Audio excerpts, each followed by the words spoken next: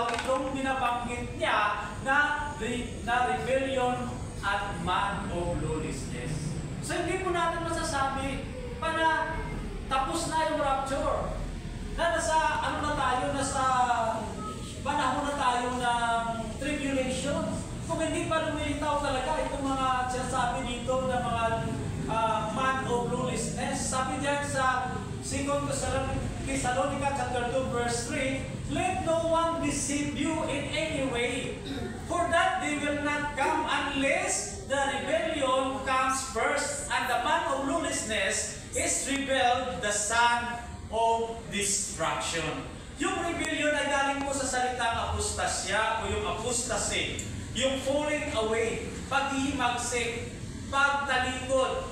Ito po yung translation niya po sa Tagalog. May nangyayari na ba mga ganyan ngayon?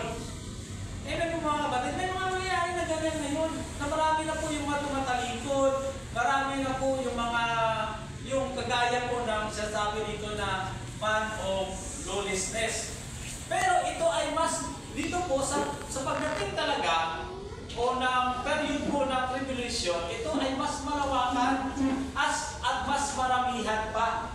Maaaring tumutukoy ito sa pulling away ng marami na kabilang sa church sa mga nagsasabing Christian sila o sa apostasy ng mga Hudyo o sa worldwide na pag-ibagsik laban sa ating Panginoong Diyos. Yes, we're praying for revival and mass conversion. Pero i-expect din natin na bago po ang pagbabalik ng ating Panginoong Hesus, maraming maghahayag ng tahasang pagtalikod po nila sa ating Panginoon. Kaya siya mga kapatid. Kaya magiging watchful po tayo. Kaya lalo po tayo dapat. Others and with all wicked deceptions, hindi po lahat ng himala po ay galing sa Diyos. Kaya siya mga kapatid. Ang diablo ay gumagamit din po ng kanyang mga kampon para gumawa ng mga himala, para maligaw po tayo sa ating pananampalataya. Huwag tayong madaling magpapalupo sa mga so-called miracle workers. Tulad rin ni Satanas, tatakain niyang agawin po ang trono ng ating Panginoong Diyos. Ano sasabi po sa 2 Thessalonians chapter 2 verse 4? Itataas niya ang kanyang sarili at kalalabanin ang lahat ng kinikilalang Diyos at sinasakba ng mga tao. Uupo siya sa templo ng Diyos at pagpakilalang siya ang Diyos. Sounds familiar, di ba? Sounds familiar, parang may mga kaganapan na nangyayari ngayon dito sa panahon din po natin. Figurative, sabi natin figurative. Ito po ay figurative way of saying na ipinaliwanag din ni Apostle Paul proclaiming himself to be God. Darating muna ang man of lawlessness. Pero hindi pa siya dumarating ngayon. Sabi mo, hindi pa siya dumarating ngayon. Huwag kayong maniwala na tapos na yung rapture. Huwag kayong maniwala na kinabukasan darating ng ating Panginoong Hesus o sa December 25. Kasi meron pang pumipigil sa Kanya. Sabihin mo, meron pang pumipigil sa Kanya. At alam nila kung ano o sino yun. At sino po yung pumipigil? Dito po sa man of lawlessness, I believe, I strongly believe na ito po ay Holy Spirit.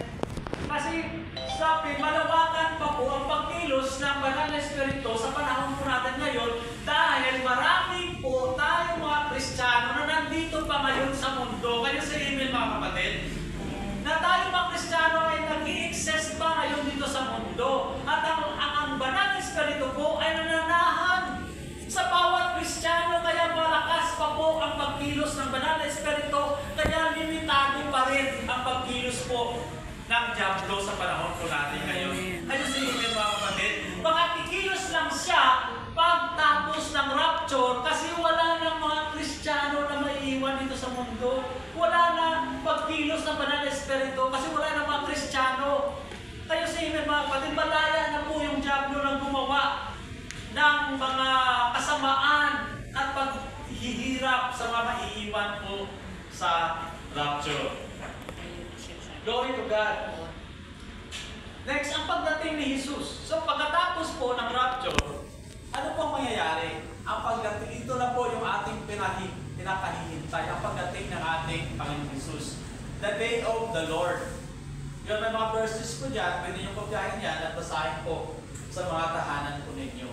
Hindi silent po ang pagdating po niya. Oo nga, like a thief in the night. Sabi sa Thessalonica, sa 1 Thessalonica chapter 5 verse 2, sabi niyan, sapagkat alam na ninyo na ang pagdating ng araw ng Panginoon ay tulad ng pagdating ng magnanakaw sa gabi.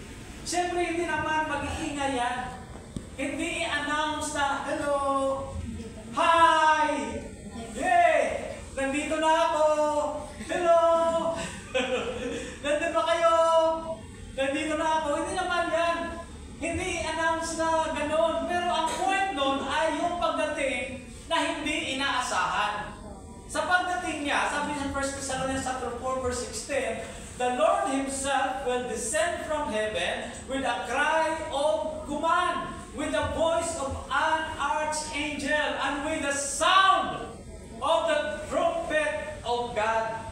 May mag-a-announce ng pagdating niya. Pakikita ng lahat ang pagdating niya, lalo na po doon po sa ikalawang yugto po ng kanyang muling pagbalik. He will come in spectacular fashion. Hindi tulad po ng silent at humble first coming po niya.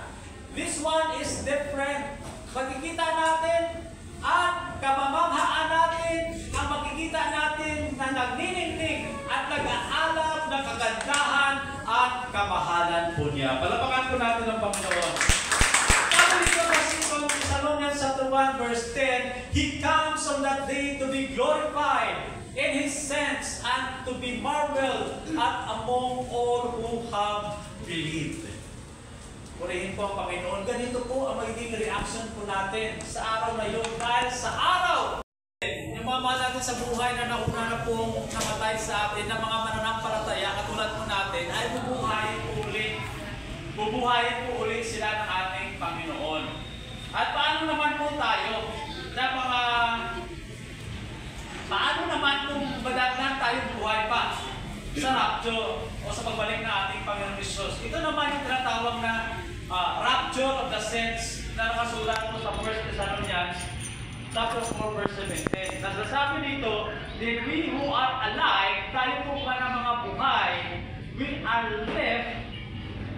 left, will be put up, tinipunin o agawin, dalagitin, together with Him in the clouds to meet the Lord in the air, and so we will always be with the Lord. Hindi ba mga kapatid?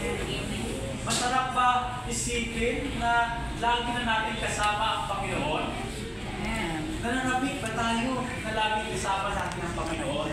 Kapatid, kung ikaw ay nananabik na makasama lagi ang Panginoon ay mas nananabik na makakasama ka. Can you say amen? Palupakan ko natin ang Panginoon. Glory to God. In-rapture ang mga believers. Sasalubugin ang Panginoon Jesus sa kalawakan.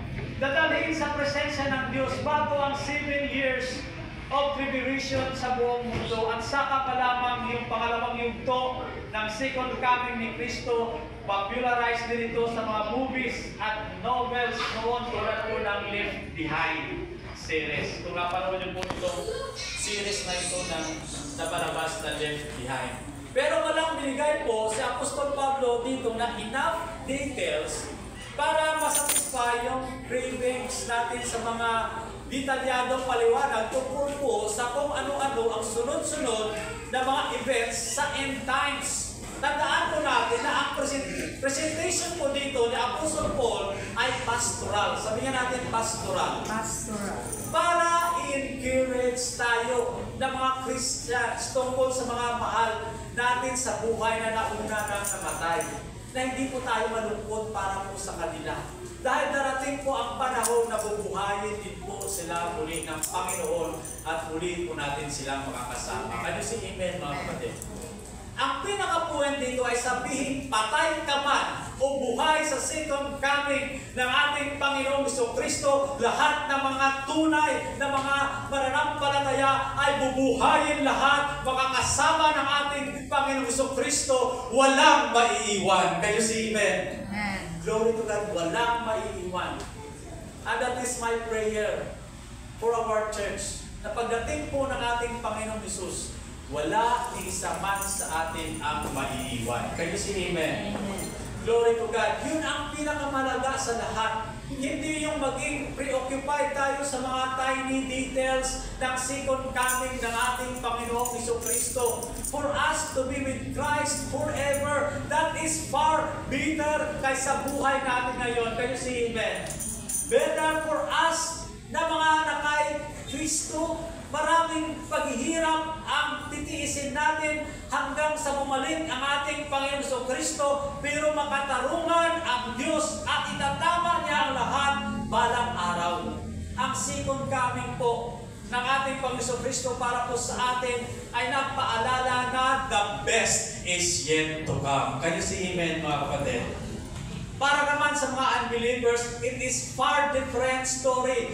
The worst is yet to come. Next, ano ang sunod? Pagkatapos na bumalik ng ating Panginoon Hesus, ang sunod po niya ay ang hatol ng kaparusahan sa mga masama. Ano ang mangyayari sa kanila sa araw na yun? Sa mga unbelievers, gagawin ng Diyos ang nararapat. Tiyang napahirapan niya ang mga nagpapahirap sa inyo. Kaya nga hindi po ini-encourage po natin kayo na kapag mayroong tao na nanakit sa iyo, huwag mo natin silang gantihan. Amen? Bahala na ang Panginoon Diyos na gumanti sa kanila. Kasi darating naman talaga yung araw na ipag-ihiganti tayo ng Panginoon. Kayo si Amen, mga kapatid. Paparusahan ang lahat ng hindi kumikilala sa Diyos at hindi sumusunod sa magandang balita ng ating Panginoong Hesus. Pagdurusa sila ng walang hanggang kapahamakan at maghihiwalay sila sa Panginoon at sa dakila niyang kapangyarihan. Mangyayari ito sa araw ng kanyang pagparito. According to 2 Thessalonians chapter 1 verse 6 to 10. Klaro ito, mga kapatid. Sabihin niya natin, klaro. Klaro ito straight from the pens of Apostle Paul.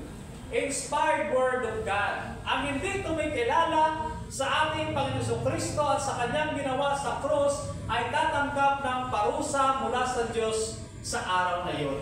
Hindi lang light and temporary punishment. Severe and eternal. Sabi niya natin, severe.